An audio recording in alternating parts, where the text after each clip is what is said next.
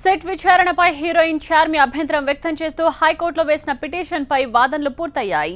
న్యాయవాది సమక్షంలోనే విచారణ జరగాలని, అంగీకారం లేకుండా రక్తం, వెంట్రుకలు, గోళ్ల నమూనాలు సేకరించవద్దని విజ్ఞప్తి చేసింది. ఆర్టికల్ 20 ప్రకారం వ్యక్తి స్వేచ్ఛని కాపాడాలని చార్మి తరపు అడ్వకేట్ విష్ణువర్ధన్ రెడ్డి వాదనలు వినిపించారు. మరోవైపు చార్మి పిటిషన్ ఓ పబ్లిసిటీ స్టంట్గా సిట్ తరపు న్యాయవాదులు వాదనలు వినిపించారు. విచారణను తప్పుదో పట్టించేందుకే పిటిషన్ వేశారన్నారు. సినిమా ఇండస్ట్రీని మేము టార్గెట్ చేయలేదని, చార్మి అనుమతిస్తే ఇప్పుడైనా తన ఇంటికి వెళదామని సిట్ తరపు న్యాయవాదులు వాదనలు వినిపించారు.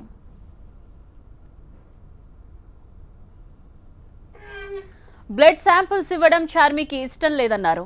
చార్మి ముంబైలో ఉంటుందని, ఆమె పేరెంట్స్ వృద్ధులని కోర్టు ముందు వాదనలు వినిపించారు ఆమె తరపు న్యాయవాది అడ్వకేట్ విష్ణువర్ధన్ రెడ్డి. చార్మి వేసినటువంటి writ petition honourable 32 court high court ముందు వారికి ఆర్గ్యుమెంట్కి రావడం జరిగింది. అయితే మా తరపు నుంచి, చార్మి తరపు నుంచి, అంటే మేము కోర్టు వారికి సబ్మిట్ చేసింది ఏంటంటే, ముఖ్యంగా కాన్స్టిట్యూషనల్ రైట్స్ అనేటువంటి ప్రెషియస్ రైట్స్, ఒక వ్యక్తి, ఒక సిటిజన్ హైకోర్టుకు వచ్చి నా హక్కులకి, ప్రాథమిక హక్కులకు భంగం కలుగుతుందంటే, ఈ రకంగా వైలేషన్ జరిగితే రేపు తర్వాత ఒకసారి వైలేషన్ జరిగిన తర్వాత నేను I cannot recover my rights, తిరిగి నా హక్కులు పొందడం కుదరదు. కాబట్టి ఇంకొకటి ఏంటంటే, గతంలో పిలిచినటువంటి సినిమా పర్సనాలిటీస్ అందరినీ కూడా ఫోర్స్డ్ కంపెల్డ్ టెస్ట్ మనీ తీసుకున్నారు, అంటే ఫోర్స్గా తీసుకున్నారు. ఒకవేళ అది కూడా నా మీద ప్రయోగించినట్లయితే నా రాజ్యాంగం ప్రసాదించినటువంటి ఆర్టికల్ 20 సబ్క్లాస్ 3 ప్రకారము నా యొక్క హక్కుకు భంగం కలిగినట్లు. కాబట్టి తర్వాత ఇంకోటి, నేను లేడీని, నన్ను ఆడ్ అవర్స్లో కూడా నన్ను ఎగ్జామిన్ చేయొద్దు, 10 to 5 మాత్రమే చేయాలి, నాకు నెసరీ ఇన్ఫర్మేషన్ మాత్రమే ఇస్తాను. నాకు ఫోర్స్గా టెస్టిమోనీ చేసి ఇష్టం వచ్చినట్టుగా ఫోర్స్గా స్టేట్మెంట్స్ రికార్డ్ చేసినట్లయితే నా యొక్క హక్కులకు భంగం కలుగుతుంది. కాబట్టి మా యొక్క అడ్వకేట్ను కూడా ఆర్టికల్ 22 క్లాస్ 1 ప్రకారము right to be assisted by the lawyer even during the course of investigation, pre trial, pre అరెస్టుకు సంబంధించి కూడా, అంటే నేను ఒక సమన్గా నాకు విట్నెస్గానే పిలిచారు. అండర్ సెక్షన్ 161 సిఆర్పిసి కింద నన్ను ఏదైతే సిట్ ఇన్వెస్టిగేషన్ ఉందో red with 67 of NDPS act ప్రకారం 161 అంటే విట్నెస్గా మాత్రమే పిలిచారు. విట్నెస్గా పిలిచినటువంటి వ్యక్తుల దగ్గర నుంచి బ్లడ్ శాంపిల్స్, హెయిర్ శాంపిల్, తర్వాత నెయిల్స్ తీసుకుంటున్నారు. నాకు పోయినటువంటి వాళ్ళు కూడా కొంతమంది నాకు చెప్పడం జరిగింది, నేను I'm not complaining anything against excise authorities, కాకపోతే రేపు వాళ్ళు బలవంతంగా తీసుకున్నట్లయితే నా యొక్క ప్రాథమిక హక్కులకు భంగం కలుగుతుంది. ఇంకొకటి ఏంటంటే, రాజ్యాంగం ఏం చెప్తుందంటే, ఏ ఎక్యూజ్డ్ కానీ, సస్పెక్ట్ కానీ, ఇన్ఫర్మెంట్ దగ్గర అతని యొక్క అభీష్టానికి వ్యతిరేకంగా ఏ రకంగా కూడా కలెక్ట్ చేయొద్దని చెప్పేసి సుప్రీంకోర్టు జడ్జిమెంట్లు కూడా మేము సైట్ చేశాము. ఇంకొకటి ఏంటంటే, అడ్వకేట్ అసిస్టెన్స్ కూడా అడిగాము.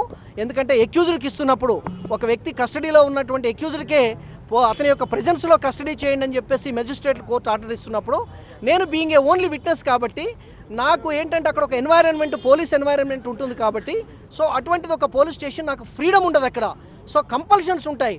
సో అటువంటి సుప్రీంకోర్టు ఇవన్నీ దృష్టిలో పెట్టుకొని గతంలో 4-5 judgments, Selvi versus state of Karnataka. కాసేపట్లోనే చార్మి పిటిషన్పై హైకోర్టు తీర్పు రాబోతోంది. మరి హైకోర్టు ఎటువంటి తీర్పు ఇస్తుంది, చార్మికి అనుకూలంగా ఉంటుందా, వ్యతిరేకంగా ఉంటుందా అన్నది ఇప్పుడు ఉత్కంఠగా మారింది. హైకోర్టు దగ్గర మా ప్రతినిధి కృపా సిద్ధంగా ఉంది అప్డేట్స్ అందించడానికి. కృపా. మనం హైకోర్టు దగ్గర ఉన్నాము.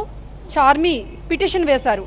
రేపు సిట్ ముందు హాజరు కావడానికి ఆమెకి కొన్ని అభ్యంతరాలు ఉన్నాయి. తన స్వేచ్ఛకు భంగం కలుగుతుంది, తన ఇమేజ్కు భంగం కలుగుతుంది కనుక ఆమె ఒక పిటిషన్ వేశారు.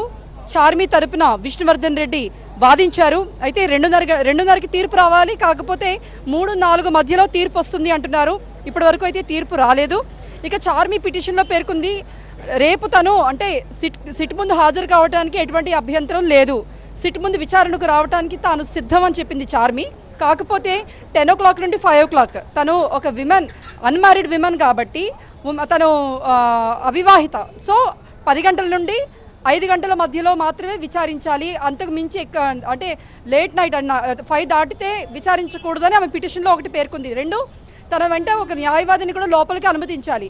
ఎందుకంటే ఒకవేళ ఏదైనా స్ట్రెస్ ఫీల్ అవ్వచ్చు, లేకపోతే ఇన్వెస్టిగేషన్లో భాగంగా తనకు ఫిజికల్గా లేకపోతే మెంటల్గా ఏదైనా బాధ కలిగించవచ్చు, స్ట్రెస్ కలిగించవచ్చు. కాబట్టి ఒక న్యాయవాది తనకు అవసరం అని చెప్పింది. దానికి ఒక రీజన్ కూడా చెప్పింది, తన పేరెంట్స్ ముంబైలో ఉన్నారు, హర్యానాలో ఉన్నారు, వాళ్ళందరూ కూడా పెద్దవాళ్ళు అయిపోయారు. సో తన వెంట ఇలా సిట్ కార్యాలయం వరకు రాలేరు, ఈవెన్ తన ఫ్రెండ్స్ కూడా ఎవరు లేరు ఇక్కడ వరకు రావడానికి. సో నేను తన వెంట ఒక అడ్వకేట్ని తెచ్చుకుంటానన్నది ఆమె పిటిషన్లో మరొకటి ఆమె ఇన్వాల్వ్ చేసిన అంశం. మరి మూడోది ఏంటంటే బలవంతంగా తీసుకున్నారని అంటే లాయర్ని అడగడం జరిగింది. చార్మి చెప్పారు, ఇంతకుముందు ఎవరైతే వెళ్ళారో సిట్ ముందు విచారణకు హాజరయ్యారో వాళ్ళ దగ్గర నుంచి బలవంతంగా బ్లడ్ శాంపిల్స్ కానీ లేకపోతే తీసుకున్నారంటే చార్మి అంటే ఈ పిటిషన్లో కానీ లేకపోతే చార్మి కానీ ఫలానా వాళ్ళు అన్నారని పేర్లు మెన్షన్ చేయలేదు. ఒక అంటే ముందు ఎవరైతే విచారణ ఎదుర్కొన్నారో వాళ్ళ పేర్లు ఏవి మెన్షన్ చేయలేదు. కాకపోతే ఇండస్ట్రీలో తనకు ఒక సర్కిల్ ఉంటుంది.